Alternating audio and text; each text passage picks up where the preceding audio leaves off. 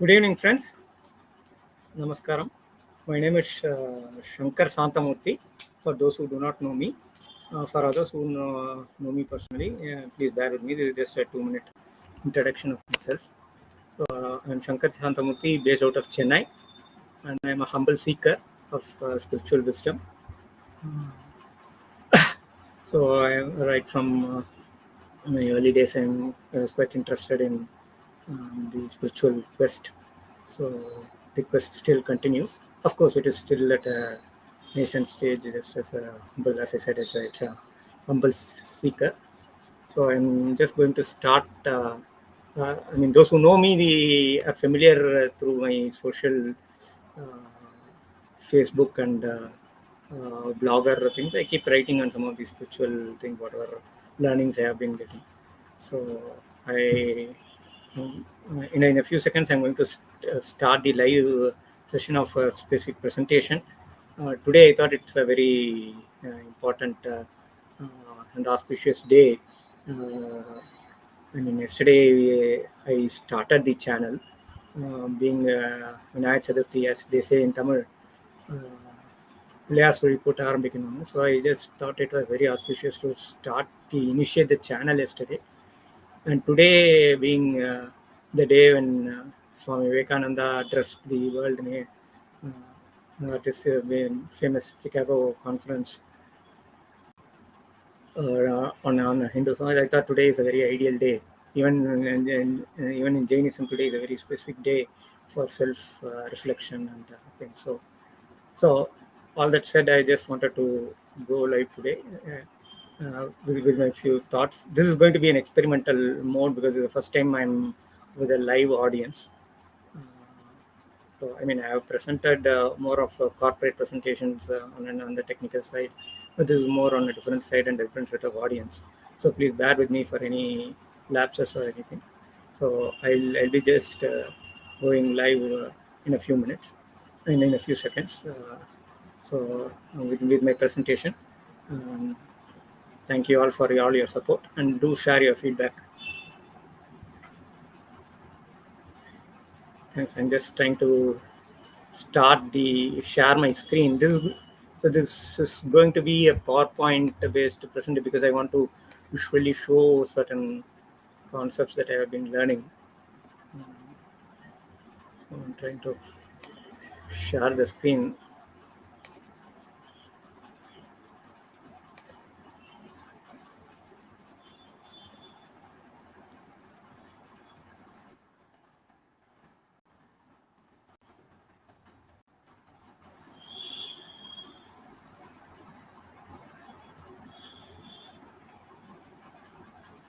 I hope you're all able to see the screen.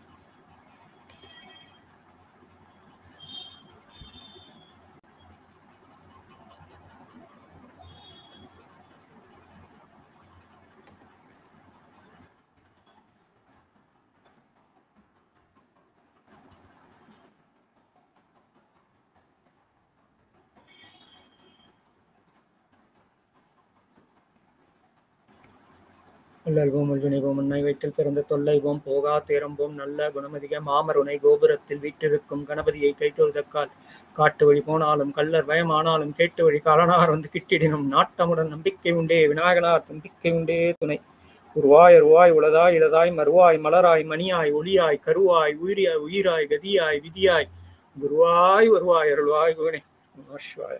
ஓம் நமோ நாராயணா. திரு பிரகாச வல்லலா திவ்ய திருவடிகளே சரணம். So the topic on which I'm going to discuss today is on bhāratīyasanātanadharma. It is just a bird's eye view, which I will be covering on different aspects. As I said, this is only my first facing towards a general audience. So definitely do share your feedback. It will be very great for self-learning and as well also for tuning my research.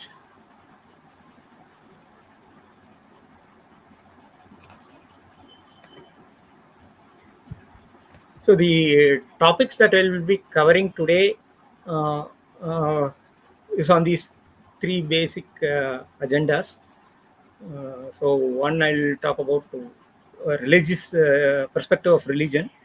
another the perspective of scriptures, and perspective of the philosophies, all from a Indic or predominantly from a Bhāratīya standpoint, or the Hindu or Indic, or however you want to look at it, or from a larger perspective of the Bhāratīya darshanas.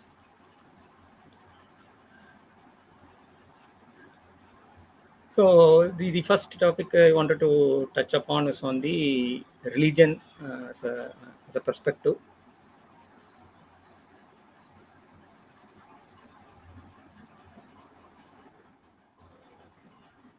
So what is religion?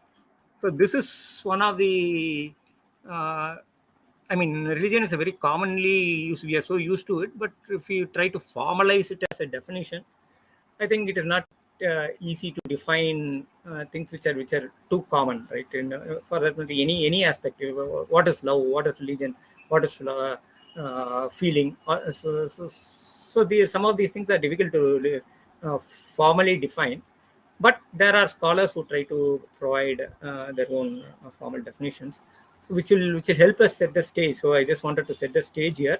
Here are some popular definitions by some scholars, by some spiritualists, from different perspectives.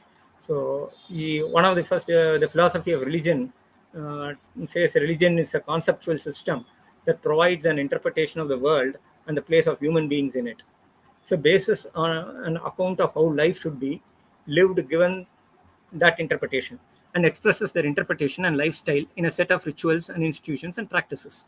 So this looks a very formal way of defining religion. And then comes a very popular dictum of Swami Vivekananda, who is one of my favorite gurus. So religion is a manifestation of the divinity already in man. So which is basically trying to say that the inner divinity is getting manifested through religion. Religion is a means through which the divinity manifests itself. So then there's Introduction to Religious Philosophy is another book wherein religion is defined as a commitment to a kind or quality of life that purports to recognize a source beyond itself, usually but not necessarily called God. So there is something theological but not necessarily theological. We'll be seeing how not all philosophies or schools actually philosophical schools actually believe in God or advocate God as an entity, etc. We'll be seeing some of these schools also. And the last definition I want to highlight is a body of teachings and prescribed practices about an ultimate sacred reality or a state of being that calls for reverence or awe. So this again is trying to formalize religion through prayer, ritualized meditations, etc. So these are some of the definitions of understanding what religion per se is. Moving on, I just wanted to provide the evolution of religion across global. There's a global evolution of religion across the world. So as we all know that religion started as a primitive. So there is a five stages of religious evolution as per the model given by Robert Enbella, so which I want to leverage here because it reflects the right way of the way in which I am also looking at religion. So the first thing is the early man's discovery of religion or discovery of God is more from nature worship. So across all the cultures or civilization, be it the Indus Valley civilization, the Chinese civilization, or the Mesopotamian, Egyptian, you name it, anywhere the prehistoric man wondered the works of nature and started first confronting it. So as man's intelligence grew, he started thinking about it. He thought he can control nature, but he saw that there are frequent forest fires or natural disasters, or so man's struggle or race with nature started with somewhat like a conflict or trying to see if he can control it. But over a period, he understood that nature is, after all, more powerful than him, and he's just part and parcel of a small speck in that Mother Nature's expanse. So, from the confrontation mode, he started getting into a surrender mode. That are the typical two ways. When we see too big a person, there are two modes in which we operate, right? Either we try to align with him and surrender to him, or we confront him. But when confrontation is not possible, the easiest and the safest bet is to surrender. So that is how the nature worship started across all the places. If you see the history of religious growth, everywhere it is nature. He started worshipping the sun. He started worshipping nature, trees, mountains, animals, etc. Then over a period of time, then the next stage in which is that he wanted to symbolize this nature, because he wanted to, as his intelligence goes. So Swami Vivekananda again used to say, just as man evolved from an animal into a more intelligent being, man's concept of God also evolved. It's not that God evolved. God is omnipresent, omniscient. But his concept or understanding of God evolved. So he wanted to give a more meaningful or easy to symbolize forms. So from direct worship of nature, symbols of nature was worshipped. Earliest, it could be a phallic symbol, or it could be a symbol of a tree, or it could be a symbol of a man, or a symbol of a mountain, etc. So it moved into symbols, and from symbol, as man grew, he understood that nature is very intelligent and powerful. So it is omnipresent, omniscient, and omnipotent. So if for him to conceive that such a form, he cannot think of anything else more than his own human form. So that is why most of the religions in the ancient world started with an anthropic form of worship. So because he understood that he is the most intelligent species on earth. So something more intelligent he couldn't conceive of. He cannot imagine how that it looks. So he started imagining, creating image of himself, seeing God in the form of man. So image of man is image of God, and God is an image of man in his version of thinking. So that is the next stage, and eventually their religion becomes more and more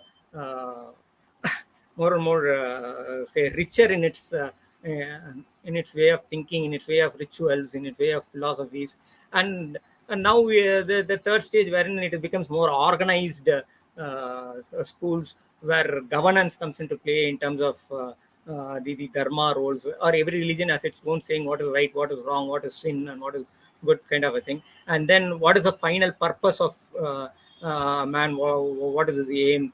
Those things are that is how the evolution goes. And then there is a social angle to it. So these are the five major phases of religious evolution, which I just wanted to touch upon.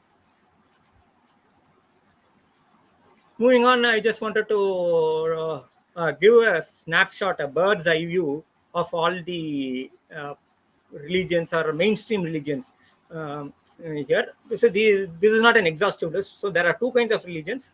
One is these mainstream or the major religions, and there are countless number of tribal or infinite religions other than what is here. And these are also a very high level list of religions. So on the one side, we have the South Asian religions like Confucianism, Taoism, Shintoism, etc. And then we have our great motherland, Indian-born native religions like Jainism, Buddhism, Sikhism, and of course our good old Hinduism or Hindu Dharma. And then there is equally ancient or civilization from the Zoroastrian schools. And there is the Abrahamic religions and its branches, starting from Judaism, Christianity, Islam, and the Baha'i faith, which is relatively a more recent revelation. So these, I think, I would say, are the mainstream religions currently in practice today. Moving on. This is older Wikipedia update on the spread of different religions across the globe. This might be a slightly older thing. I don't know the exact statistics on date. But more or less, I think this is how the distribution is. So this is another view of, sorry. This is another view I just wanted to share. I like this presentation. It gives a more statistical or quantitative measure of the distribution. So across different countries, for example, how in India Hinduism is predominant in India, and how in different geographies different religions are predominant. I think this kind of mapping is very informative and very visually very easy for us to relate to. So that's why I shared this one. Moving on, this is the branches within these religious mainstream religions. Of course, I think this is becoming very difficult to read, but I just wanted to give a big picture of this in a single slide. So sorry for doing that, but I think I'll try to zoom in and. Anyway, I'll be capturing each of this in a separate thing in the following slides. So again, the South Asian thing, as I said, it's the Confucianism, Taoism, Shintoism, etc. Then this is the Jain religion. So which has two main Svedambaras and Digambaras, and it has its own subdivisions. We'll be discussing some of them as we go along. I don't want to spend everything on this slide. I just wanted to give a bird's eye view of this. This is the Buddhism, the Buddha Dharma, and its main branches, the three main branches of Hinayana, Mahayana, and Vajrayana schools and its various sub-schools that originated in India. Then Sikhism is more or less a standalone religion, which is an offshoot of Hinduism, just like Buddhism or Jainism have been. Though Jainism and Buddhism have a much more ancient origin compared to Sikhism, which is fairly relatively newer. And then there is the Hindu Dharma. So in the Hindu Dharma is again there are a lot of tribal schools. I mean, tribal in the sense native modes of worship within Hinduism itself. That is what this is. And then there are the mainstream theologies or religious schools, which thanks to Adi Shankara, who formally brought it under the umbrella of the Shanmada Sampradayam, or 6 theological traditions, starting from Vaishnavism or Ganapatyam, Kaumaram, Shaktam, Saivam, and Sauram, etc. We will be, these are the various branches within Hinduism. I'll be touching upon them separately. So I'm just moving on. The last but not the least, I want to talk about the other foreign religions, which have a huge presence across the globe and as well as in India. So the Abrahamic religions, particularly Christianity and Islam, are well spread in India. And Judaism is the ancient parent of all the Abrahamic religions, just as Hinduism is the mother of all religions within India. Judaism is supposed to be the mother of from which Christianity, Islam, and Baha'i branched out based on their own revelations and their own branching out. So they have their own ways of differentiating from the former religion, just as in our Bhāratīya context. So again, within Islam itself, there are 2 major branches and various sub branches. And Baha'i, I'm not sure whether there are any sub branches within that. So this is the Hindu various religions, various theological traditions and their subdivisions. So I'll be moving on to the next slide. Of course, I'll be talking about them, some of these aspects in detail. As I said, this is the Hindu perspective.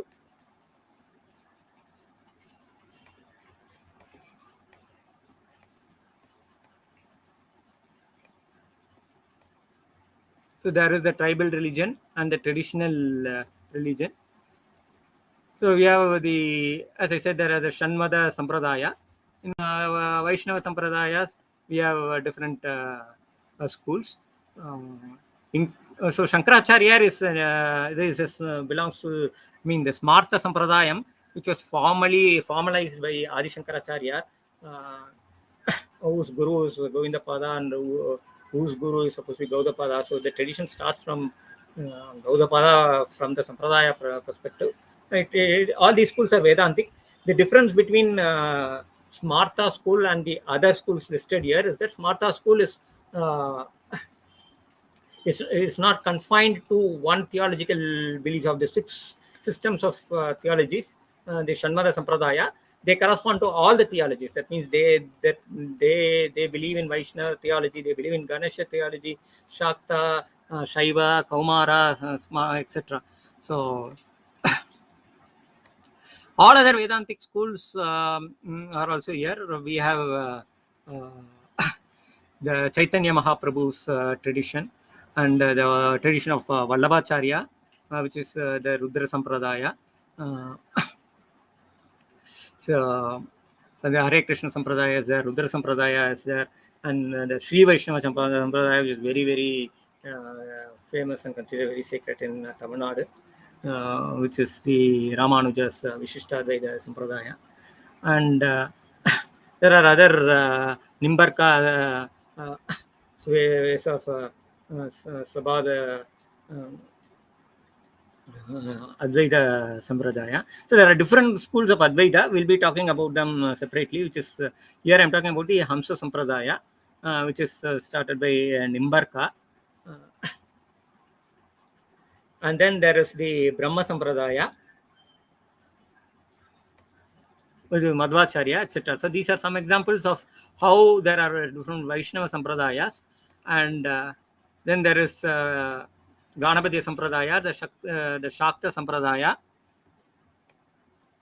The Shakta Sampradaya again has 2 main branches, which is the Vamachara, the left hand custom, and the Dakshinachara, which is the right hand, or which is more the Dakshinachara is more the orthodox school, which is more Vaidika in its philosophies and as well as in its tradition.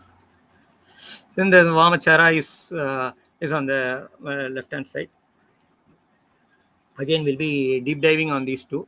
There's a hybrid version of these 2.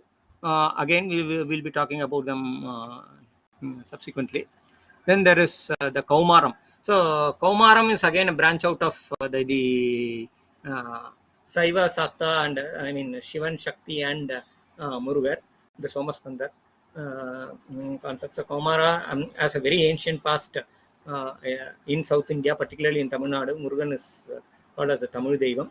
So it has a very rich presence in Tamil Nadu specifically, and it has very ancient right from the Sangakala period. It has its presence. And Shaivism, of course, is pan-Indian thing, just as Vaishnavism is, and it also has various theological schools within it. There is the Veerasaivam school, then there is the Kashmiri Saivism. So Veerasaivism is sometimes called as a Suddhadvaita. Then there is the Paradvaita of Kashmiri Saivism, which is also called as the Trika Saivism. And then there is the Shivadvaita school, and then there is the Visheshadvaita school. So these are some of the Saiva schools. And Saura is basically the sun or Surya based worship, which has its tradition from the ancient Vedic things. In Vedas, if you see Agni, Surya, Indra are some of the most important deities. So the Saura Sampradaya is related to the Vedic presence, the Vedic tradition.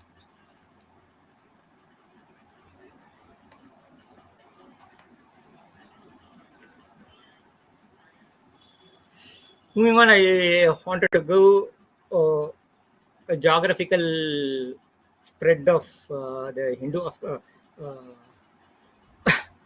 I mean, this is only a highlight, but and may not be an up-to-date version, because today in the Americas and in the Europe also there is a lot of Hindu uprising, and Hinduism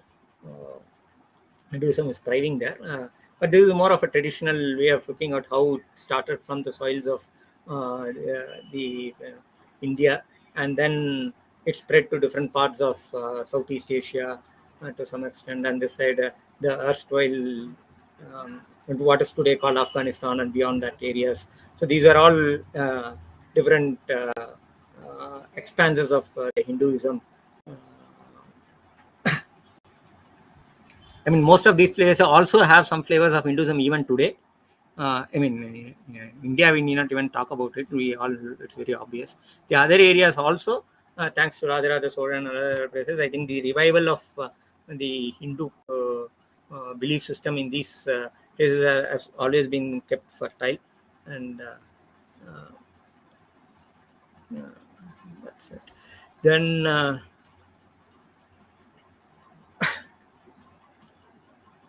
talking about Buddhism, again, there are three major branches of Buddhism, as I already talked about.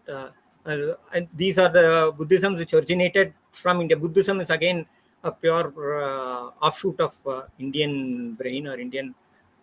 So thanks to our rich spiritual heritage. So Gautama Buddha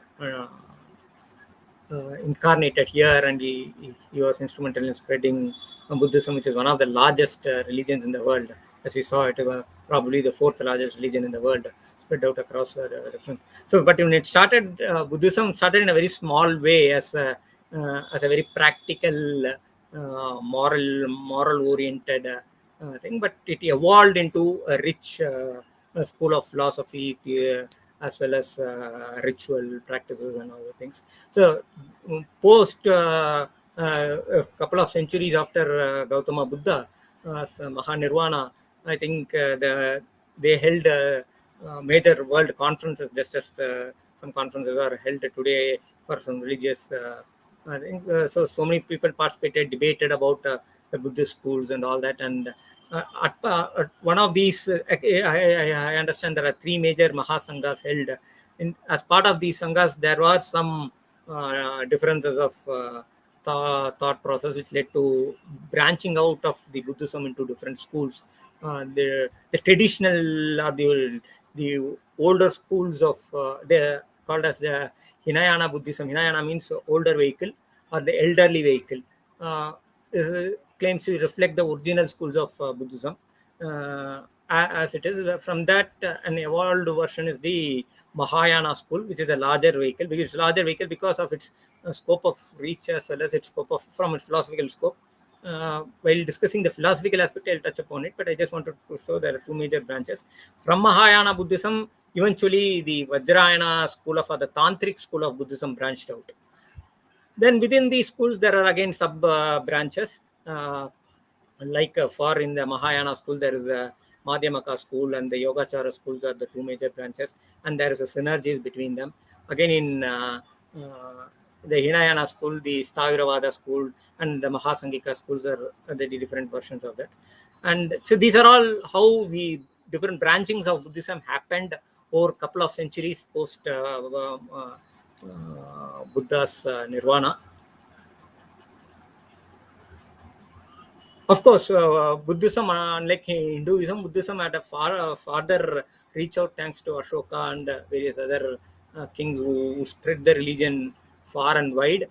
So this is one of the maps I found in the internet on saying how Buddhism spread across Southeast Asia, specifically China, Tibet, Nepal, this side Sri Lanka, Malaysia, Singapore.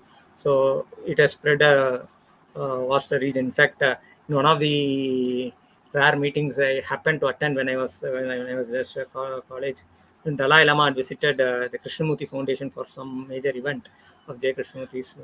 So there I remember still he remarking, India is very good in exporting religion. India has exported Buddhism. So Buddhism has spread across the world, but it has, for various reasons, I'll not get into the reasons now, but it is not that spread in India as it is outside. Whether you, I mean, that's the unfortunate situation. And, so this is the spread of. This again I picked up from the internet. It's a very good slide over. I think James Kennedy is what the site says. It shows how the three schools which I talked about: the Mahayana, the Vajrayana, the Theravada means elderly doctrine, or also called as Hinayana.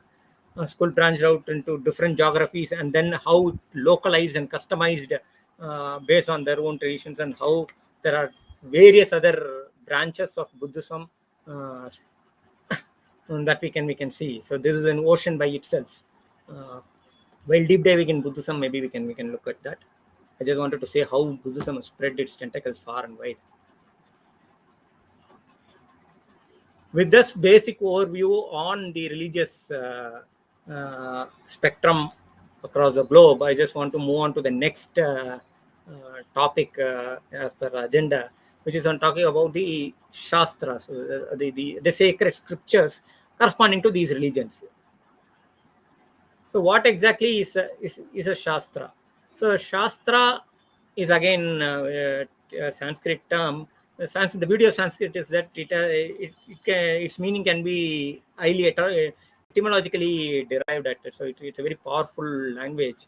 So Shastra is made up of two etymological roots. Shas, which means to instruct or to teach, and Tra means which protects. So the Tra is the same suffix used for mantra also. So it's like a shield, or spiritually protecting the soul, the pilgrim's progress. So Shastra provides a guideline, or it's a guiding. You can call it as a text, or God, divinity, or however you want to look at it. So it is that carries the spiritual seeker in his journey by providing the right way of looking at the spiritual quest. So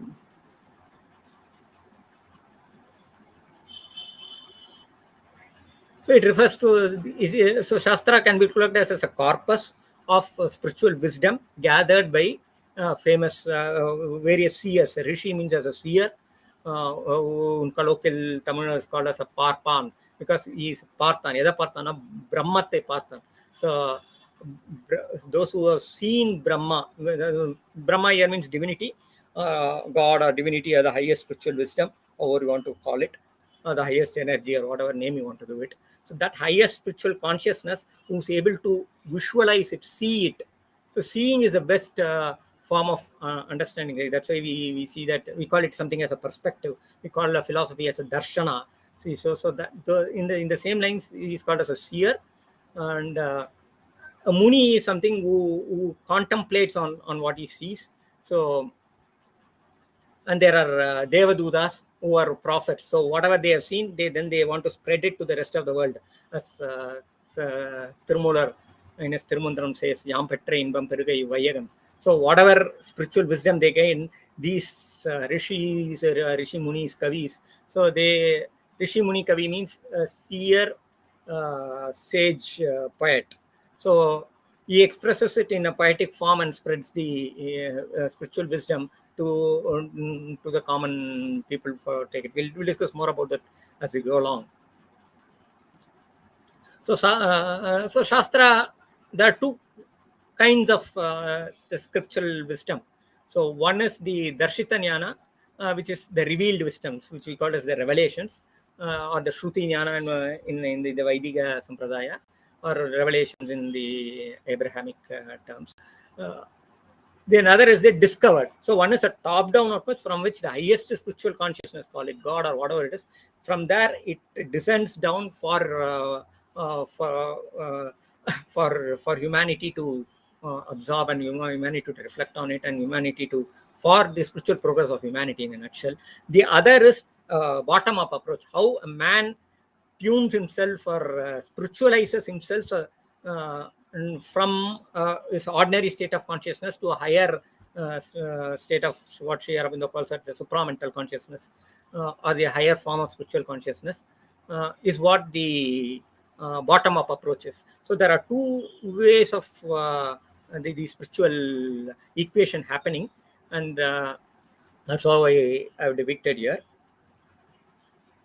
So this is a more nature's mapping of what I said here. So there is a top-down approach, just as how rainfall comes because of the evaporation, then it gets condenses and it moves around and again flows back. Likewise, it's a cycle. So everything is in this omniscient and omnipotent world. I mean, the existence. Nature provides us the way to provide through its grace of compassion, which is called as Anugraha Sakti or Sakti Nipadam in Saivism, wherein the grace flows down from top to down, just like sunlight reaches us. Then the sunlight heats the what is there down here, the water here, and then makes it evaporation. It reaches high again and flows down as spiritual wisdom, as a rainfall. So this is typically how the spiritual cycle works in terms of the Shastra or sacred wisdom flows, which is a cycle. That means there's a top down and a bottom up angle to it. So I just I mean, this is a popular comparison, and almost all our scriptures also reflect this kind of a flow.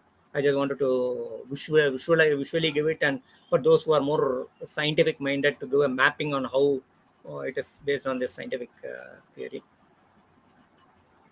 And there is another depiction of how from Shiva, who represents the highest state of consciousness in Saivism.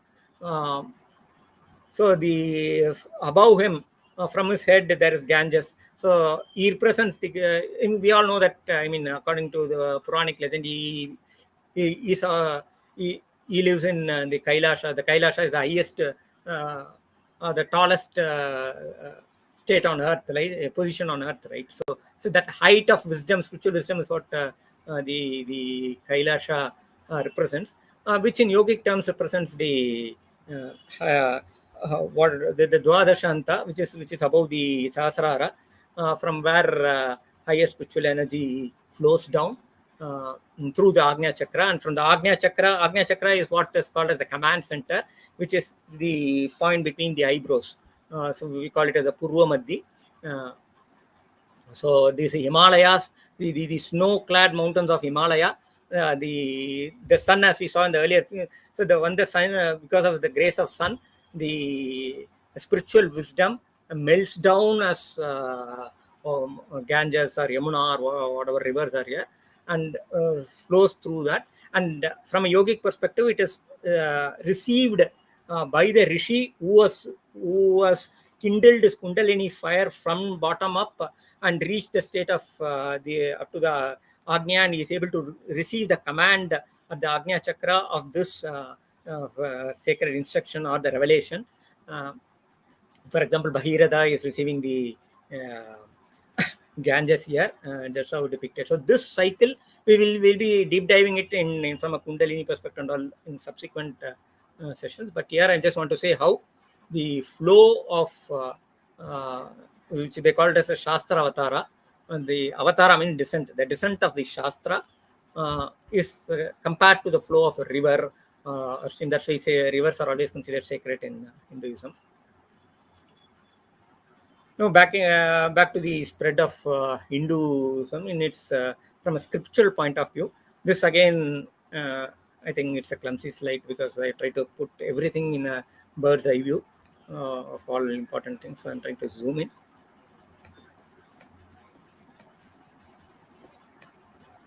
So this is the Vedic tradition.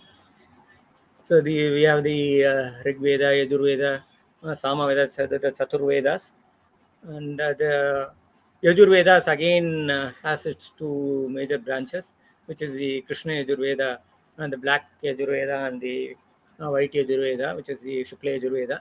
So the Chaturvedas, these are the Chaturvedas. Sometimes Chaturvedas are mentioned in terms of Shukla, Krishna, and Rig Veda and Samaveda. leaving out Atharva Veda. Sometimes they call it, they are considering as traditionally these four are the Veda, but for some practical purpose, which I'll talk about later, sometimes when they say Chaturveda, they also mean Krishna Yajurveda and Shukla Yajurveda, from particularly from a ritual perspective of certain schools. That's how it. And from each of these Vedas, again, see, horizontally classified into four groups. I'll talk about them separately again. And then there are the Upavedas, and then there are the Vedangas. The Dharma Shastra, an offshoot of Vedangas is the Dharma Shastra, which is a parallel offshoot. And the Vedangas have the following branches, like Kalpa, Nirukta, etc. We'll be touching upon some of them.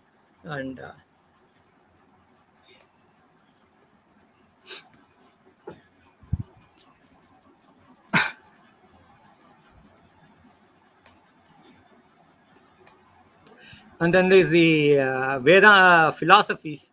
So the Vedic darshanas, this is the Nyaya Darshana, the Vaisheshika Darshana, the Yoga Darshana, the Sankhya Darshana, the Purva Mimamsa, and the Uttara Mimamsa are more popularly known as the Vedanta Darshana. So Nyaya is one of the oldest schools of logic in the world, probably. And Vaisheshika again is it's more ontological, or we'll say that the concept of atoms and all very popular in Vaisheshika, just as in the ancient Jaina school. Then there is the Yoga school. Yoga, I think we are all we are familiar with, but now Yoga is not restricted to the asanas.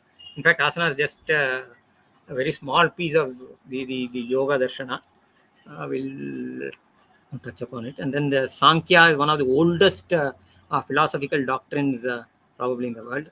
And Purva Mimamsa. Purva means since it's a prior inquiry, which is focusing more on the Karma Kanda of the Vedas. And then there is the Uttara Mimamsa, which is the posterior inquiry. Mimamsa means inquiry. It's a posterior inquiry and the Jnana Kanda. And all these things we'll be touching upon when we blow up on the Vedas separately. And within the Vedanta schools, there are major schools like Advaitam, Dvaitam, Vishishtadvaitam, Veda, etc. These are the schools. I'll again touch upon them separately. And then there is the Agama world. There is the Vaidika Sampradaya, there is the Agamic Sampradaya. What about this? I'll deep dive, but now I'm just saying that is one major school of scriptures, wherein there are three major branches, which is the Vaishnava Agama, the Shakta Agama, and the Shaiva Agamas. Each of them have their own Mula Agamas and Upagamas, and there are hundreds of such Agamas. And I mean Upagamas and all these schools. And then just as we have Vedanta Darshanas, there are something called as the Shaiva Darshanas, which I am depicted here, which we'll see in greater detail as we move along. Then there is a Purana. I'm just giving a bird's eye view of the different kind of scriptures. So before moving to Agamas, to Puranas, in the Agamas itself, there are four, just as we have four major branches within the Vedic Samhitas. So when we have vertical Samhitas, like in the Rig, Yajur, Sama, Atharvana, then there is horizontal, which is the Mantra, Brahmana, Aranyaka, and the Upanishads. So there is a fourfold structure vertically and horizontally in the Vedas. Similarly, here we have the fourfold structure in terms of Sarya, Kriya, Yoga, and Jnana Marga, Jnana Padas. Jnana Padas is also called as Vidya Padas in certain texts. So the Sarya Pada focuses on conduct, then Kriya on the ritual or the activity side, Yoga and as the name and the yogic union, and Jnana is the philosophical or the cognitive side of the Agamas. Then Puranas, we have the Puranic corpus again can be classified into Itihasas. So Itihasa is a special type of Purana. It's not technically a Purana, but I have classified it here just for classification's sake. Itihasa means it's more an historical account of out of events. We'll be discussing about that subsequently. So Itihasa literally means has it happened. So it's an has it happened account, an historical account of events, of specific events, and the players of those events, etc. So the two major Itihasas we know, Ramayana and Mahabharata. And then there is Mahapuranas, which there are around 18 Mahapuranas, and there are Upapuranas. So within these Itihasas and Puranas, there are some Gitas and other texts like Sahasranamas, etc. available there.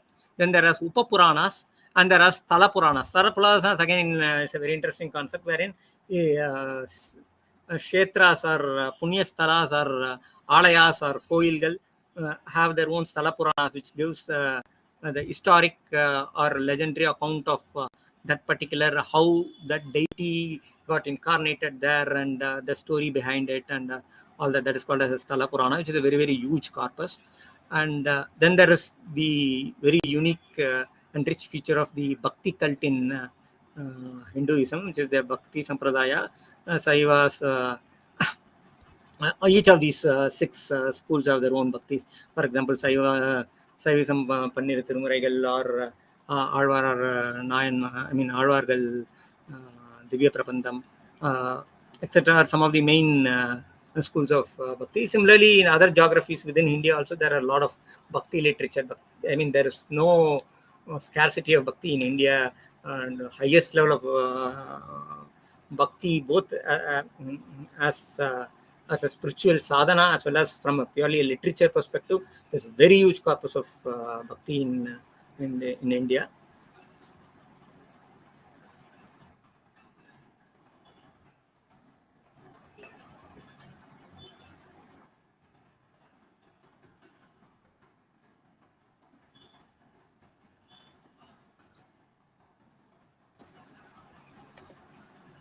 So each of these philosophies, I talked about the philosophies, right? They will have a sutra, they'll have a bhashya, they'll have a bhashya is a commentary, sutra is an aphorism. So in a nutshell, easy to remember nutshell, the essence of the philosophy will be provided in physics or in mathematics, or we have formulas, right, which represents a big philosophical concept or a scientific concept or a mathematical concept, right?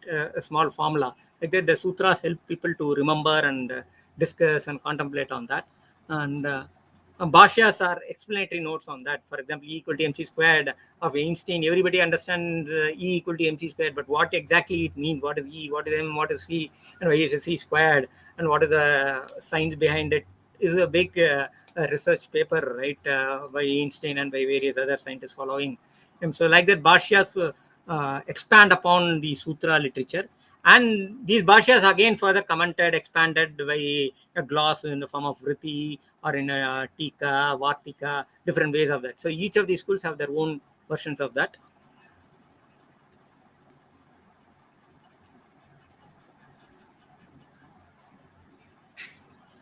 So now talking about the Vedic schools, as I said, there is the Rig Veda, Yajur Veda, Sama Veda, and Atharva Veda. This is how they are different branching out.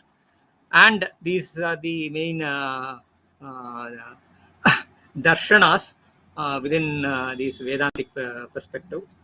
So these are the core darshanas. From the Uttara Mimamsa, we have various other darshanas, Vedantic darshanas branching out. And each of these darshanas has its own, as I said, the sutra, the bhashya, the vriti, etc., various corpus of text detailing about the main doctrines of the school.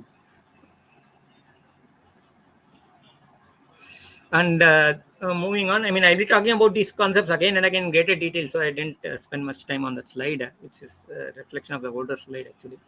So this again is a vertical slicing of the Vedic corpus. So we have the Rig Veda, the Krishna Yajur Veda, the Shukla Yajur Veda, the Sama Veda, and the Atharva Veda. And each of them has their own horizontal mappings in terms of the mantra section, as I said, the Brahmana section, and the Arya Aranyaka section and the Upanishad section, and each of them, the Upanishads, there are several Upanishads, so there are of which there are more than 100 Upanishads, 108 and sometimes even more.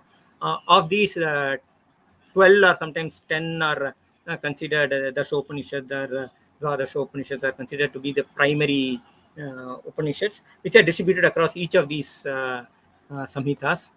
Again, we'll detail them later. I just want to go vertical and horizontal split of the same. So this is the Rigvedic corpus. So there is a mantra, there's a Brahmana, Aranyaka, and the Upanishad, and its various shakas means various branches. See, these are all very have very long historic past, right? So these corpuses were being fine-tuned when the from rishi to rishi, when it is word of mouth spread, right? It's a shruti based. So there is some fine-tuning, there is some customization and then branching out. So those are the shakas, and by which different schools have branched out within the overall Vedic corpus. And some of the main snapshot of this is in terms of the synopsis of the mantras, the quantity, some statistics on that. Then number of mandalas within Rigveda is around 10. Rigveda is one of the oldest uh, available or live or virgin scriptures in the entire world. So it is one of the oldest scriptures which is still live and worshipped or contemplated, or whose mantras are still considered to be the most sacred of things in the world. So Rigveda is the mother of all Vedic corpus, because most of the other Vedic mantras are directly or indirectly branched out or direct references of the Vedic mantras. So Rigveda is the most sacred, oldest, and the most popular Vedic thing. And these are some of the major Upanishads within each of these. Within each of these shakas of Rigveda. So Muktika Upanishad is one of the Upanishads within the 108, which provides an index of these. I just give them as reference here, because number of Upanishads and the categories where they belong, different schools or different texts have their own versions. So the reference I am using is of the Muktika Upanishad, and the indexes are given here. And these Upanishads are further classified either in terms of Mukhya Upanishad, Yoga Upanishad, Shakta Upanishad, etc., Saiva Upanishad, Vaishnava Upanishad, Vedanta Upanishad, etc. So those categorization also I have given wherever I can provide a mapping. Then this is moving on. There is the Krishna Yajurveda, which is Yajurveda is the most popular in terms of its ritualistic practice, particularly in South India, particularly in Tamil Nadu, which is the Krishna Yajurveda strong belt. Most of the rituals or most of the sampradayas we follow, the rishi traditions that we follow, are based out of or can be traced to the Krishna Yajurveda or the Black Yajurveda corpus of Vedic Samhitas. So this again has the fourfold classical mantra, Brahmana, Aranyaka, and Upanishads. And the Katha Brahmana and Taittiriya Brahmana are the two major Brahmanas here.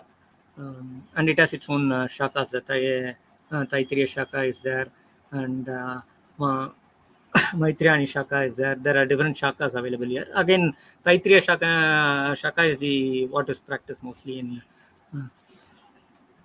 South India, and particularly in Tamil Nadu.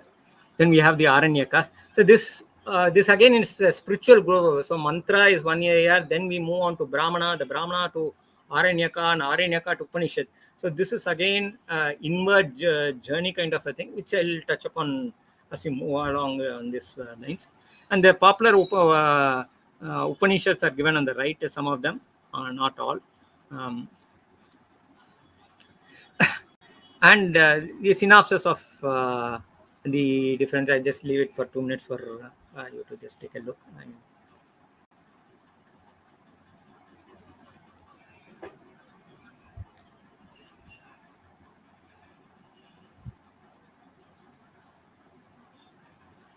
And sorry again, this is too not very readable, but I just wanted to put all the things in one slide as well to say how rich the Upanishad corpus within Krishna Yajurveda is. So there's a very rich set of Upanishads here.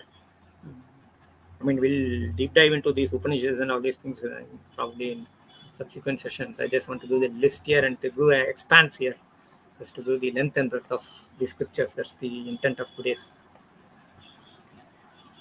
Then moving on, we come to the Shukla Yajurveda.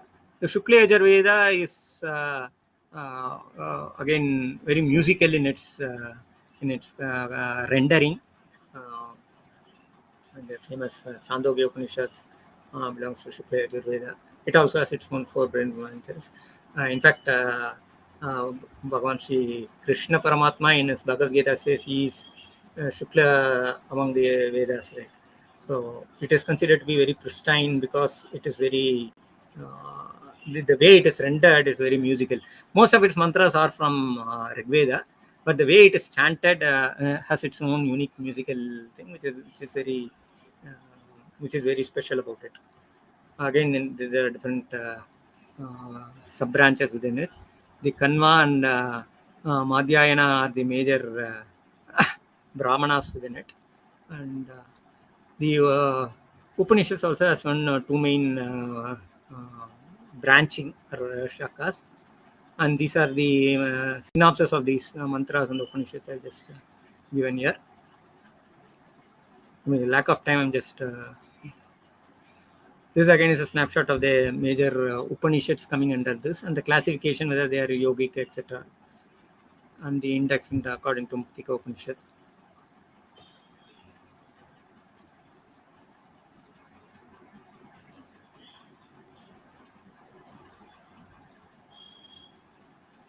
Sorry, what I was talking about Samaveda. There I was just talking about the whatever I said about the Krishna referring to it is in the Samaveda. Somehow I got lost here. So Samaveda is this is the White Yajurveda. White Yajurveda is another part of the Shukla, the Yajurveda corpus. So the slide is showing Shukla Yajurveda, but I am talking about Samaveda, etc. Sorry for that. And so this is Shukla Yajurveda, this is the White Yajurveda. The main thing is what is the white and black is that it is more of a convention of saying that the fourfold classification between mantras anyway, mantra, brahmana, aranyaka and Upanishads is not very watertight in the Krishna Yajurveda. That means we can find mantras even with other sections and vice versa, kind of a thing. In the White Yajurveda, it is more which is an offshoot of the Krishna Yajurveda. The classification is more clear. So that's why it is called, for its clarity's sake, it is called as White Yajurveda. Of course, there is a legendary way of how it became white and all that. I'm not getting into those things here. Then moving on to Samaveda, which I already talked about in terms of talking about Shukla Yajurveda. So Samaveda is the Krishna's favorite, and this is more musical in its rendering and content. And these are the main Upanishads under Samaveda. So as is a list of Upanishads, you can find it anywhere. I'm just skipping to it. Just want to give the length and breadth of it. Then coming to Atharva Veda. Atharva Veda is the fourth branch, and for probably historically this is the last offshoot of the Vedic Samhitas. So this Vedic Samhita is a continuum. They are not watertight compartments in the sense they are not distinctly distinct, right? They are for matter of convenience they are classified under different buckets, like the 4 vertical and the horizontal mapping, but it is all the same spiritual truth. So truth is one, right? So out of this, right, the final branching is Atharva Veda. Atharva Veda is very interesting in the sense that it provides a linkage between the Vedic corpus and the Tantric concepts, also Tantric or the Agamic schools, which we'll be talking about. So it provides a bridge over it. and it is so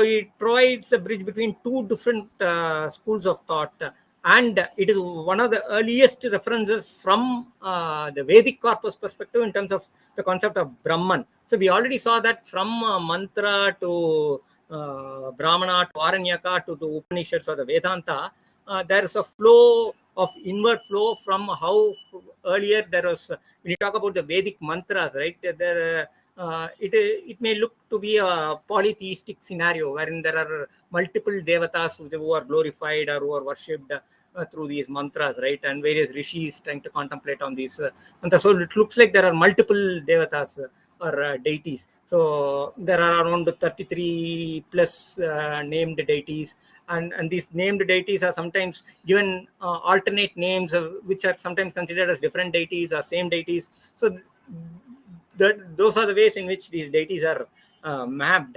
And in fact, there is a famous Upanishad Vakya wherein it says that there are almost 3 lakhs or 33 lakhs, a big number of deities. Are there really so many deities? Ask the disciple. Then the guru says, no, not exactly that.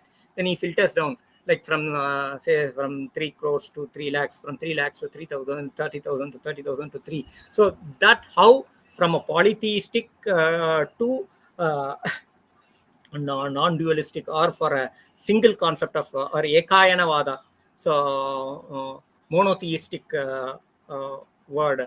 Monotheism has a different connotation from the Abrahamic side, but what I'm saying is from a multiple God to a single, all embracing, all come from a all inclusive concept of Brahman is a journey, is a spiritual journey.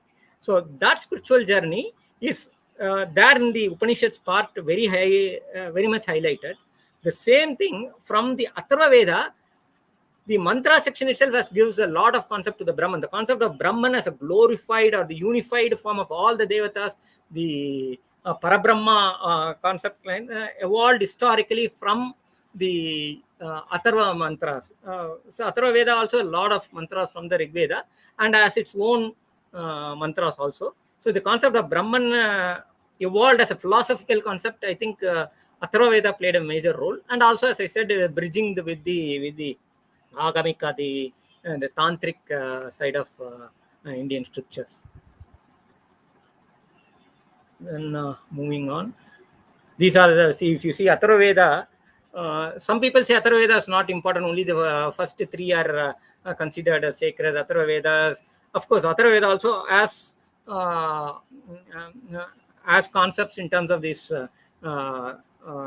leveraging or capitalizing on the darker side of energies. See, energy is energy, right? You can use it for different purposes. So there are grayer side of energies like this black magic, like the, so those things are also historically by scholars mapped to some of the Atharvedic, where the tantric schools, later schools of the tantric, the left current schools of tantric capitalized it, and so that's how the history goes. So for that reason, the Atharva Veda are sometimes not given the same level of sanctity in some of the orthodox Vaidika Sampradayas compared to the other 3 schools.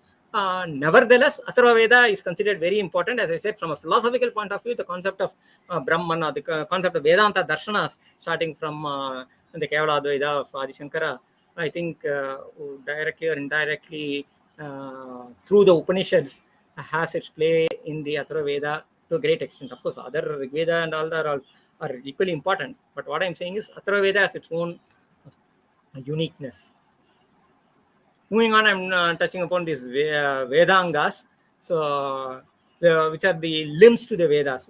For us to understand the Vedic concepts, Veda has a very rich length, breadth, and depth also, right? So for understanding it, there are different sciences developed around it, so which are called as a Vedic limbs to better understand these Vedic corpus. So what are highlighted here are that, and they are compared to the different, they are called angas, because if you take a Veda as a Veda Purusha, because according to Vaidika Sampradaya, Veda is the same as Brahman. Veda is not just a text, it's not just words, it is the same as Brahman.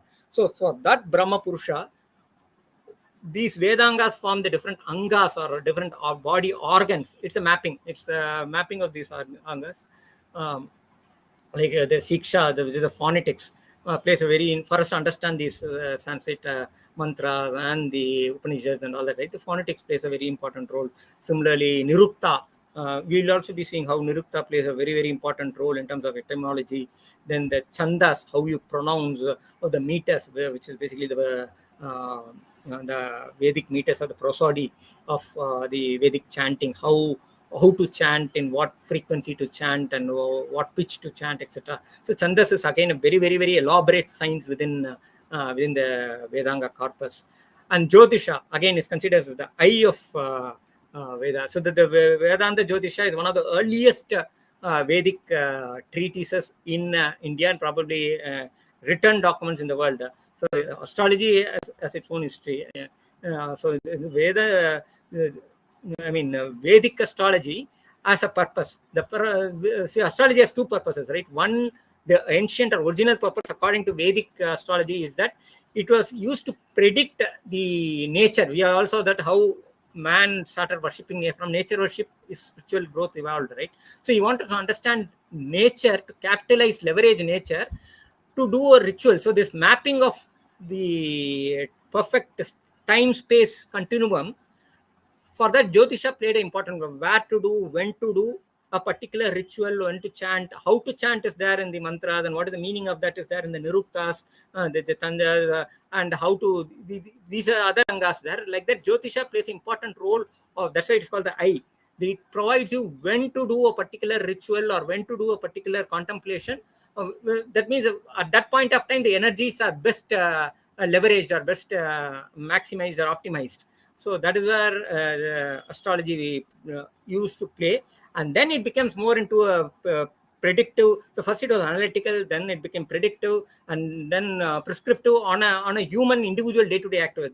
That is the evolution of astrology as such. But originally it was how and what time to do the ritual or the karma of Vedic karmas. Similarly, in Agamas also we see the Panchangas are mainly used.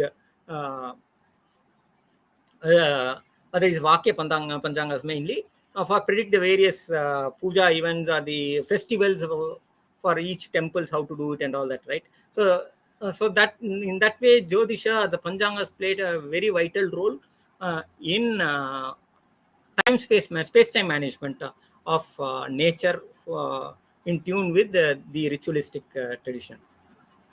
Then there are the Upavedas, which are the ancillary Vedas, like the Artha Shastra, which provides the political science or the economics of how economics should support the overall scheme.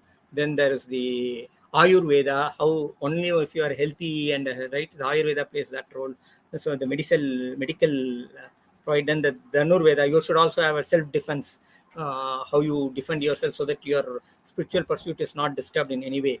But everything is related to your spiritual growth with their social impact. And then there is music, the Gandhara. We saw how Samaveda is a music. So music is always very closely interlinked. We call it as Nada Brahmam or Shabda Brahmam, Sangeeta Brahmam, right? So music plays a very vital role in Hinduism. So that's why it is called as one of the Upavedas. Moving on, we talk about the next stream or the parallel stream of scriptures, which is called as the Agamas. So Agama is derived again etymologically from the Sanskrit Aga and Ma, and what it means is what is tried to provide here. A means to come, so Ga means to go, and Ma means to accept.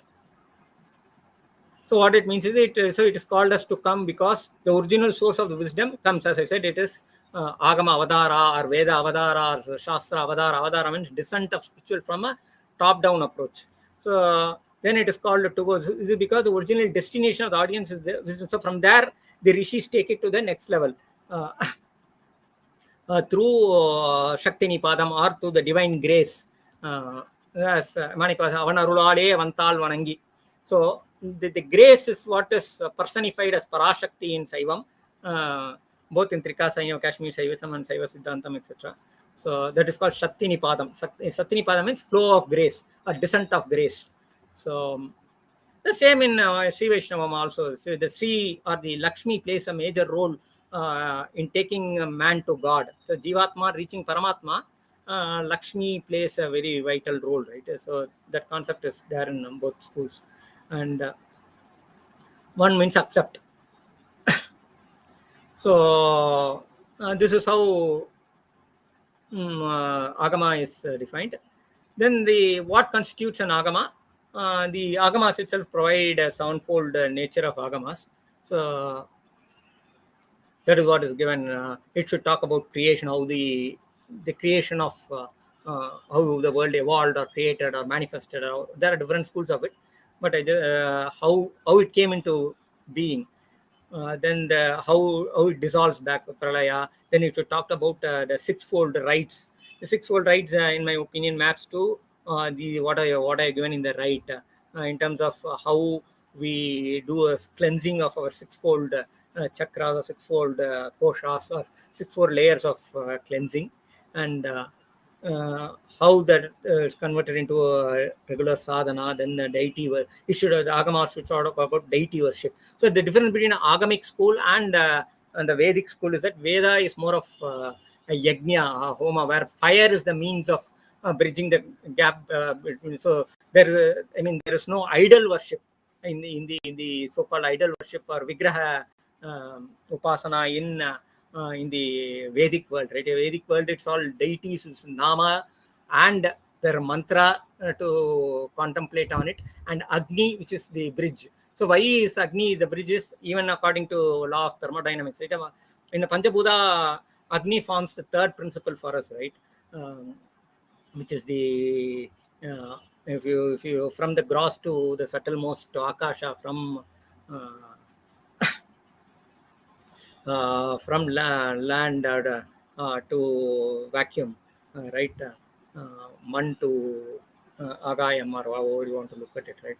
So that subtlety of spiritual thing, Agni plays the middle role. So, and thermodynamics, also law of thermodynamics, right? Agni represents the energy exchange. So when we say heat, right? Heat actually means it's a unit of energy exchange. So energy from one phase to another phase energy can never be created or destroyed according to law of conservation of energy, right? It can only be transformed from one state to another state. This transformation from one state to another state is measured through through exchange through a form called as heat. That is what thermodynamics says. So similarly, from a jivatma state or vyahavarika satya, or from a mundane state of human consciousness to reach out to spiritual state of consciousness, Agni plays that role of transforming the thing. So that is why Agni is glorified in the Vedas. The same Agni is given a more different form or human form, or what to say, a more tangible form in the Agamas, wherein the different vigrahas were formed, which is the there are different forms: Shakala, Nishkala. So there is a pure human form, there is non-human form, and there is a mixed form kind of things, right? We'll be discussing in more detail. I'm just saying that the difference between agamic work and Vedic is agamic. There is Uruva Varibadu or Vigraha Upasana, which is the main way through which we channelize our energy, and these Vigrahas are either can be worshipped internally, locally within our own homes through a puja, in our puja room or wherever it is, or at a common place of worship which is called as a temple or alaya, wherein a physical matter is given a spiritual energy through pranagni, by raising the kundalini shakti and ceremonially giving the energy content to it. We'll talk about it later. I just want to so this vigraha varibadu is very core to the agamas. Through this, that is what this deity worship is centered to both tantric and agamic worship, and yoga and the introductory writer. So agama also has see, agama is most of the agamas are ekayana vadas. That means as I saw, there are three major agamas, right? Saiva, Shakta, and Vaishnava, right? So each of these schools says that that particular deity, Vishnu, is the highest principle, Shiva is the highest principle, or Shakti, depending on which agama they want. So to belong to that school, you have to formally get inducted into that school, just like I get inducted into an academic institution or get inducted into a corporate work environment, etc. Right? So there is an inductory right, which is called as Diksha, and there's a very rich process to it. So that becomes a very important part of the agamic corpus of what kind of Diksha, who has to do, when it has to do, why it has to be given, and all that. Discussing further on the nomenclature of agamas, right? Agamas are again have their own synonym terms. So agama is sometimes called as nigama, sometimes called as tantra or tantra. So these words are sometimes used interchangeably and sometimes with specific context. For example, agama, Shaiva texts mostly in South India, they call it as Shaiva agamas.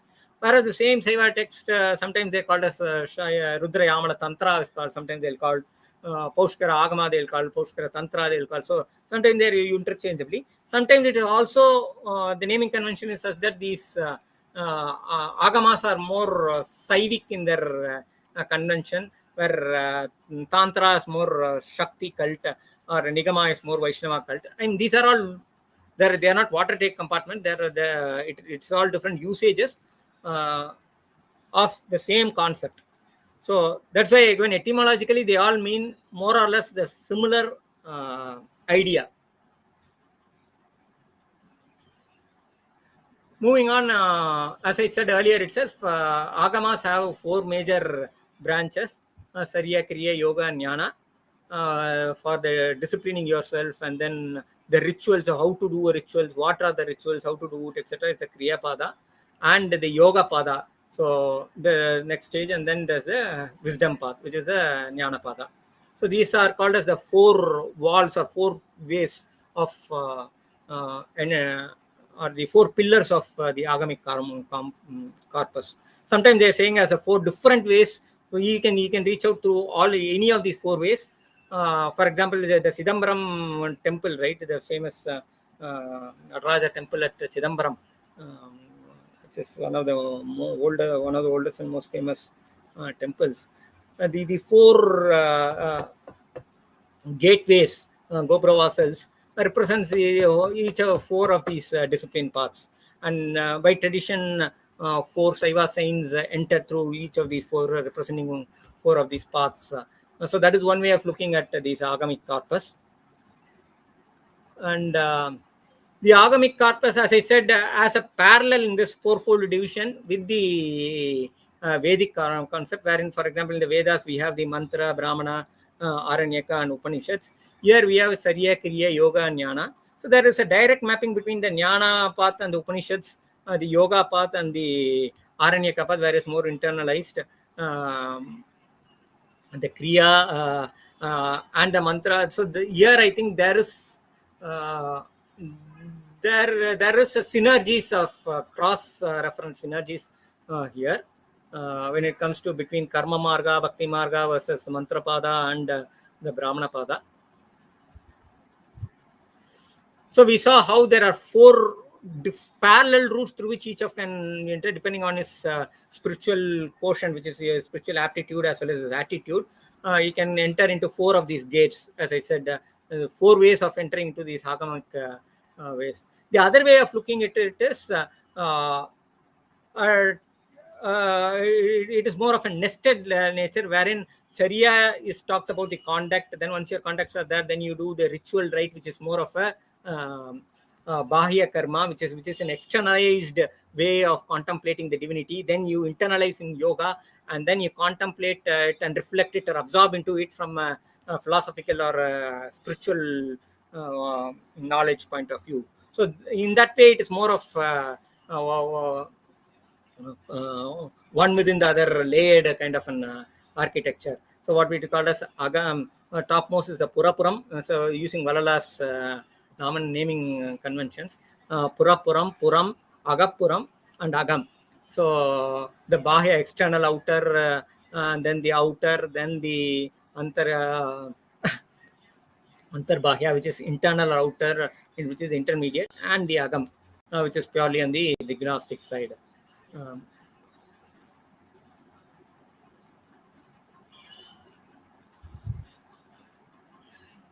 But at the end of the day, all these add up to the same Brahmanubhuti. So it is not that one is lesser than the other. They are just way of modeling your thought process differently. Depending on your aptitude and attitude, you can reach out to the same level of divine experience, or following anyone or all of them. They are not watertight compartments. Actually, technically, I personally believe, and personally, based on whatever I experience or whatever I understand, my iota of 2 cents is that wow, if you catch up one, and if you deepen into one, it automatically moves you to the other, and the thick walls start vanishing, and you see that there's a perfect synergy between all the 4 ways. So this is a further the Sarya Kriya Yoga Pada from soteriological or journey of the soul. The pilgrim's progress is again broken down into Sarya, Kriya, Yogam, Sarya, Jnanam, Kriya. So like this, there is 4 into 4, 16 stepped process of the spiritual journey. That is what I have depicted here. So there is Charya, conduct in conduct, then there is Kriya, right in conduct. So we can belong, as of now, we can belong anywhere in this matrix. So depending on spiritual portion, we can belong anywhere. We can be at the entrance level, or we can be at the higher. If we are Puritans, we are already here at the highest level, or we can be at the entry. We can belong anywhere here in this 4 into 4, 16 matrix. So this is another way of depicting how this is step by step spiritual ascent of the soul.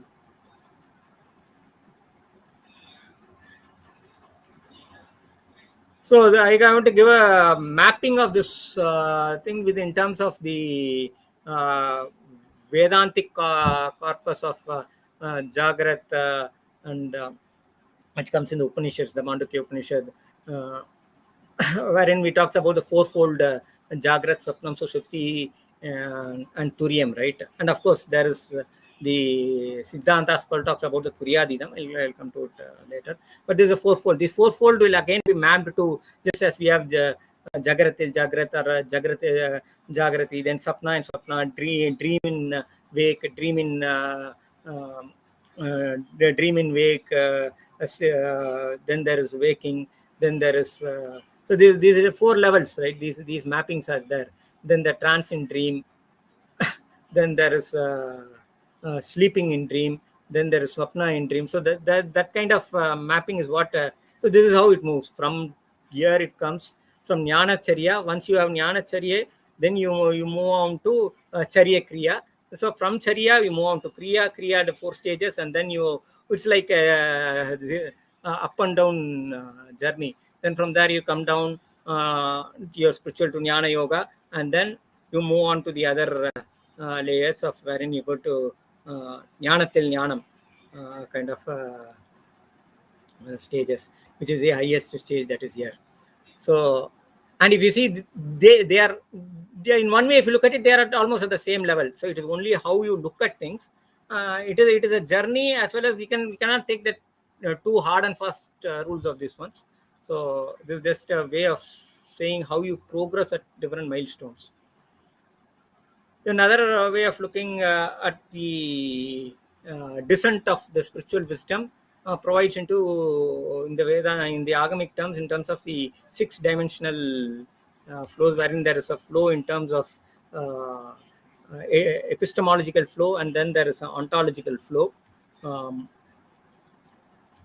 What is left on the left is so that's as I said, right, in Hinduism, scriptures are as good as Brahman, as good as the world. So this, they are not thick walls of differences. How one flows into the other, both from a top down and bottom up approach, is what our religion constitutes. And for that, the 6 advas means 6 pathways of the descent as well as the ascent is what is depicted here. In other words, it's evolution and involution. And the Agamas are again, as I said, the Saiva, Shakta, and the Vaishnava, the three major schools. If we talk about the Shaiva Agamas, the Shaiva scriptures perspective, the Shaiva scriptures have the philosophical part of it, the Shaiva Darshanika Shastra, like Shaiva Siddhanta schools, like for which is called a Shuddhadvaita, and then the Paradvaita of Kashmiri Shaivism, and there is the Sri and other schools of Shaiva schools, right? Veera Shaivam, etc. Right? Those all talk about the philosophical tenets, and then there are mythological concepts. A lot of Shiva Puranas are there from the 18 Puranas. Many of them are Saiva Puranas, and then there is Bhakti literature of Saiva devotional songs like Devaram, Tiruvasakam, etc. And then there is the actual Shiva Shasanas, which is the agamic contents we are talking about. And then there are, like Vedantic Upanishads, there are Saiva Upanishads, and there is Saivism has a very huge content on Shiva Yogam. A lot of scriptures around that.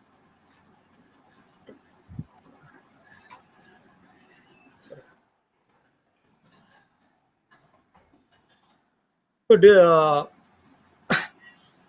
the classification of Shaiva scriptures in terms of the Shaiva Agamas, which is called as the Shaiva Shasanas, as I talked about earlier, are again mapped into different streams, like the Laukika Marga, the Vaidika Marga, and Adi Marga, Adhyatmika Marga, Mantra Marga, etc. And they are all believed to represent different directions. When you talk about the geographical directions, they correspond to different directions. And they also are supposed to be emerged or revealed from the different phases of Paramashiva, the 5 different phases of Paramashiva. So Panchamukha Shiva is a very famous iconography. So, excuse me.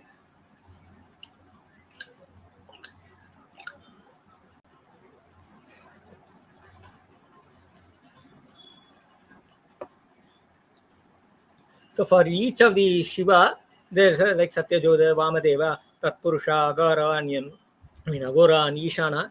These are different mukhas of Shiva, and there are each mukha has a mantra associated with it, and there's a Karaneshwara associated with it. That is what is mapped here.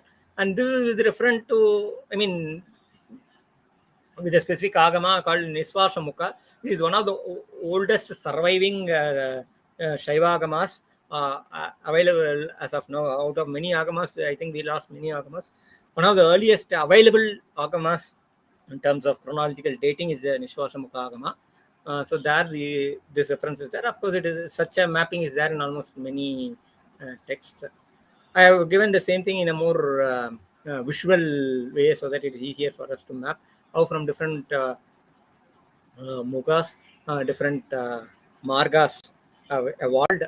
And according to Shaiva Agama, Shaiva, the descent of this or Agama Shastra Avadara happened from Shiva, the highest consciousness, Paramashiva. It happened through Parashakti. As I said, it is the divine grace at which they designed it, or in other words, she is the first recipient of this wisdom, from which it passed on to the rest of the world.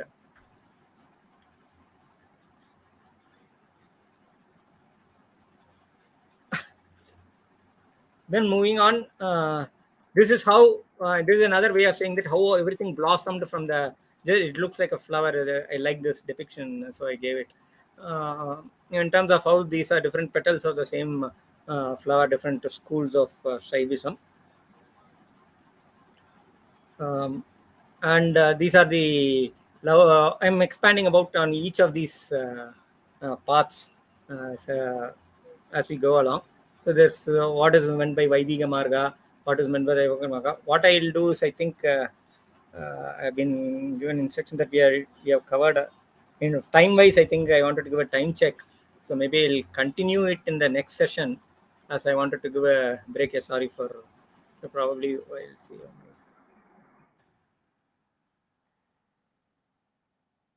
Okay.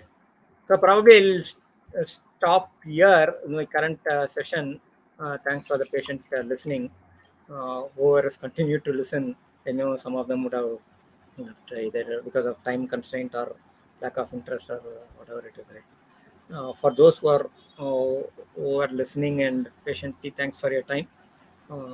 Please share your feedback. This is definitely my test bed. I mean, this is the first time I'm going live on a presentation, so there could be some lagging in the way I've presented, either my presentation style or including the presentation of what I talk or what I present in the form of the slides or in terms of the content, etc.